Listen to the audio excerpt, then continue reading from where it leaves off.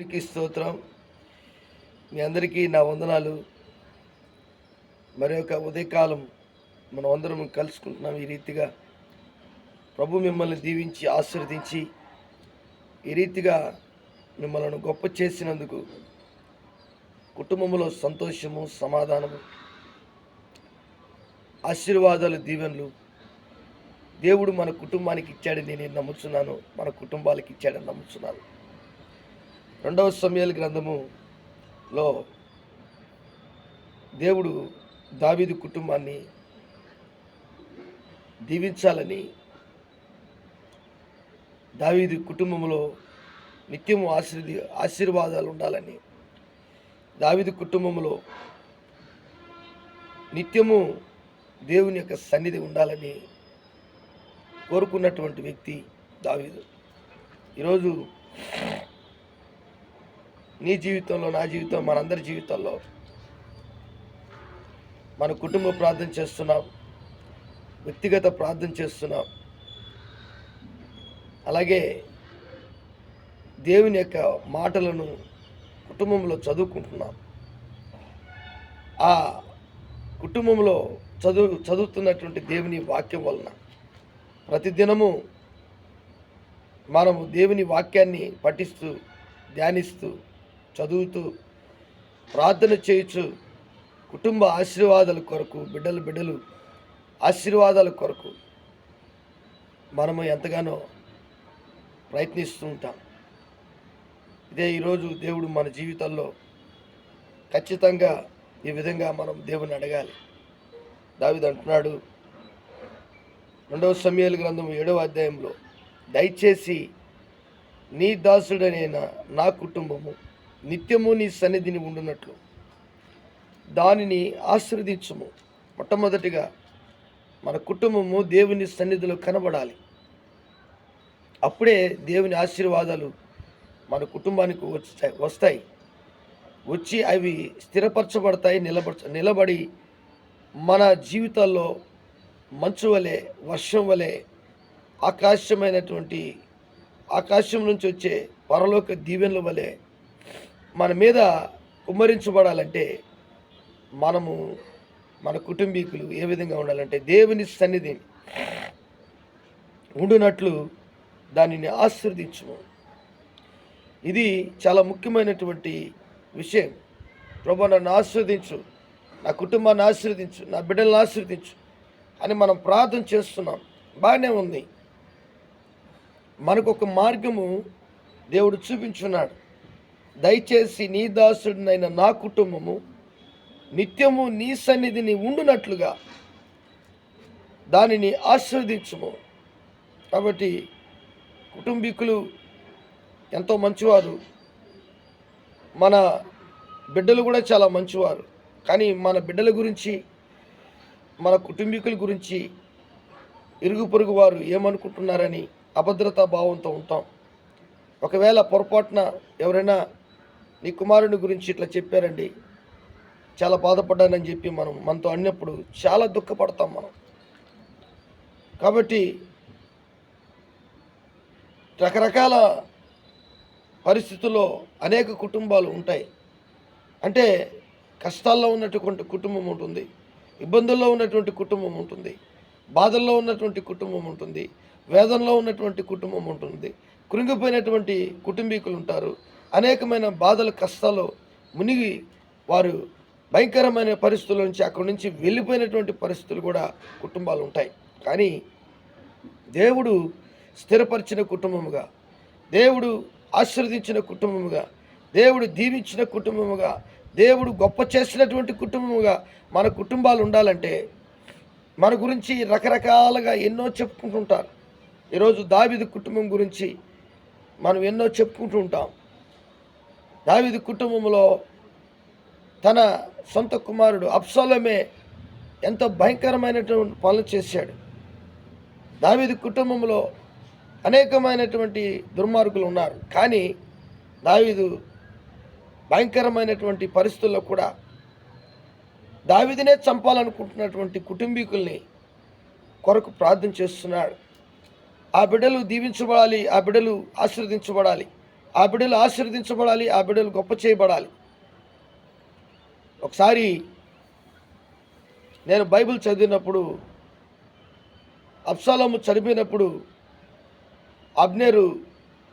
అబ్నేరుతో ఉన్నటువంటి వారందరూ కూడా దావీదు దాగి ఉన్నటువంటి ఆ ప్రాంతానికి వెళ్ళి అక్కడ నా కొడుకు బ్రతికున్నాడా అని అడగడం, నా కొడుకైనటువంటి అబ్షాలోము సజీవుడిగా ఉన్నాడా అని అడగడం అబ్నేరుకి చాలా బాధ వేస్తుంది. ఎందుకంటే నీ కొరకు మేము పనిచేస్తున్నాం, నీ కొడుకు మమ్మల్ని చంపాలనుకున్నాడు, నిన్ను చంపాలనుకున్నాడు, నీ ప్రాణానికి మేము అడ్డంగా ఉన్నాం, కానీ నువ్వు మాట్లాడే మాట మాకు చాలా దుఃఖంగా ఉంది, నా ఏలివాడు అని చెప్పి దావీదుతో మాట్లాడినప్పుడు, రాజుతో మాట్లాడినప్పుడు రాజు అయిన దావీదు రియలైజ్ అవుతాడండి. మరలా ఇంటికి వస్తాడు, యెరూషలేముకి వస్తాడు, దేవుని సన్నిధికి దావీదుపురానికి వస్తాడు. దేవుని బిడ్డలారా, కొన్నిసార్లు మన గురించి మన పిల్లల గురించి కూడా అలాగ చెప్పినప్పుడు మన ఇంట్లో ఉండేటువంటి వారి గురించి ఇలాంటి వార్తలు వచ్చినప్పుడు మనం చాలా దుఃఖిస్తాం, బాధపడతాం, కఠినమైనటువంటి పరిస్థితులు వస్తాయి. అందుకే మనము బాలుడు నడవలసిన త్రోవను వానికి నేర్పము, వాడు పెద్దవాడైన తర్వాత వాటి నుండి తొలగిపోవడని దేవుని వాక్యం సెలవిస్తుంది. అందుకనే మొక్క వంగంది మానై వంగదు. కాబట్టి మొక్కగా ఉన్నప్పుడే కుమారుని కానీ కుమార్తెని కానీ మనము ఏ విధంగా మలిచి స్ట్రైట్గా పెట్టాలో, అనగా ఒక చెట్టు వంటి జీవితం, ఆ చెట్టు వంక టింకరలుగా ఉన్నప్పుడు దాన్ని ఒక పుల్లబెట్టి ఒక దారం కట్టి ఏ విధంగా స్ట్రైట్గా పెడతామో అదే విధముగా వాక్యము చేత మనము ఆ పిల్లల్ని, నీవు నేను ఆ బిడ్డల్ని సక్రమంగా పెడితే ఖచ్చితంగా ఆ కుటుంబంలో ఆత్మీయంగా ఎదిగి ఆత్మీయమైన ఆశీర్వాదాలు దీవెనలు పొందుకొని ఆ కుటుంబంలో సంతోషం ఉంటుంది, నిత్యము ఉంటుంది. అదే దావీదు కోరిక. దేవుని బిడ్డలారా, దయచేసి నీ దాసుడైన నా కుటుంబము నిత్యము నీ సన్నిధిని ఉండినట్లు దానిని ఆశీర్వదించు. అంటే దేవుని సన్నిధానములో నిత్యం ఉండాలని ఆశపడుతున్నాడు. ఒకటి. రెండోది వచ్చి నీ సన్నిధిని ఉండినట్లు దానిని ఆశీర్వదించు. యెహోవా నా ప్రభువా, నీవు సెలవిచ్చి ఉన్నావు, నీ ఆశీర్వాదం నొందిన నా కుటుంబము నిత్యము ఆశీర్వదించబడును గాక. దేవుని బిడ్డలారా, ఒక కుటుంబము దేవుడు ఆశీర్వదిస్తే ఈ చుట్టుపక్కల ఉన్నటువంటి ఇరుగు పొరుగు వారు కానీ, ఫ్రెండ్స్ కానీ, బంధువులు కానీ, నీకు వ్యతిరేకంగా ఉండేవాళ్ళు కానీ, నీకు ఇష్టం లేని వారు కానీ, నీ జీవితంలో ఎవరైతే నిన్ను బాధ పెడుతున్నటువంటి వారు కానీ, నీ మాటల చేత నిన్ను కసంత నొప్పించే ఆ పరిస్థితులు తీసుకొని వచ్చినా కానీ, నీ జీవితంలో నిన్ను కృంగించే మాటలు మాట్లాడినా కానీ దేవుని ఆశీర్వాదం దావీదుకుంది. యెహోవా నా ప్రభువా, నీవు సెలవిచ్చి ఉన్నావు. ఏం సెలవిచ్చి ఉన్నావు? దావీదుని గొర్రెల దొడ్లో నుంచి బయటకు తీసుకొచ్చాడు, ఆయన కుటుంబాన్ని ఆశీర్వదిస్తానన్నాడు. అదేవిధంగా దావీదు జీవితంలో ఆ మాటని జ్ఞాపకం చేసుకుని, నీ ఆశీర్వాదము నొందిన నా కుటుంబము, నీ ఆశీర్వాదము నొందిన నా కుటుంబము నిత్యము ఆశీర్వదించబడును గాక. కాబట్టి ఈరోజు నీ జీవితంలో, నా జీవితం, మనందరి జీవితాల్లో దేవుని యొక్క వాక్యాన్ని ఆధారం చేసుకుని బ్రతికే వారంగా మనం ఉంటే, దేవుని చిత్తానుసారంగా మనం బ్రతికే వారంగా ఉంటే, మనము ఆత్మీయమైనటువంటి స్థితిలో మనము ఎంత ఎదగుతూ ఉంటామో, చుట్టుపక్కల ఉన్నటువంటి ప్రతి ఒక్క పరిస్థితి, వారి యొక్క పరిస్థితులన్నీ నీ పరిస్థితిని చూచి వారు ఒకవేళ అసూయపడి నీ కుటుంబాన్ని బాధ పెట్టచ్చు. కానీ దేవుని ఆశీర్వాదము నొందినటువంటి కుటుంబము నిత్యం ఆశీర్వదించబడుతుంది. కాబట్టి చూడండి, ఈ 2వ సమూయేలు గ్రంథము 7వ అధ్యాయం 25వ వచనం, దేవా యెహోవా, నీ దాసుడు నన్ను గూర్చియు నా కుటుంబమును గూర్చియు నీవు సెలవిచ్చిన మాట ఎన్నటికీ నిలిచినట్లు దృఢపరిచి, సైన్యములకు అధిపతి యెహోవా ఇశ్రాయేలులకు దేవుడై ఉన్నాడను మాట చేత నీ నామమునకు శాశ్వత మహిమ కలిగినట్లు నీ దాసుడైన నా కుటుంబము నీ సన్నిధిని స్థిరపరచబడినట్లు నీవు సెలవిచ్చిన మాట నెరవేర్చును. దేవుని బిడ్డలారా, ఎంత దేవుని యొక్క ఉన్నతమైనటువంటి ఆ దేవుని సన్నిధానంలో ఉంటేనే అని తెలుసుకున్నాడు దావీదు జీవితంలో. ఆయన దేవుని సన్నిధానంలో ఆ కుటుంబము ఎదగాలి, ఆ పెరగాలి. దేవుని యొక్క క్రమబద్ధకమైనటువంటి ఆత్మీయమైనటువంటి స్థితిలోనే ఆ కుటుంబం ఉండాలి. నీ సన్నిధిలో ఉండాలి, నీ యొక్క చేతిలో ఉండాలి, నీ యొక్క పరిధిలో ఉండాలి, నీ యొక్క ఉద్దేశంలో ఉండాలి. ఇట్లాంటివన్నీ కూడా దావీదు తెలుసుకున్నాడు. అందుకే దావీదుని దేవుడు ఆశీర్వదించాడు. ఈరోజు అలాంటి ఆశీర్వాదాలు మన కుటుంబాలకు కూడా కావాలనుకుంటున్నావా?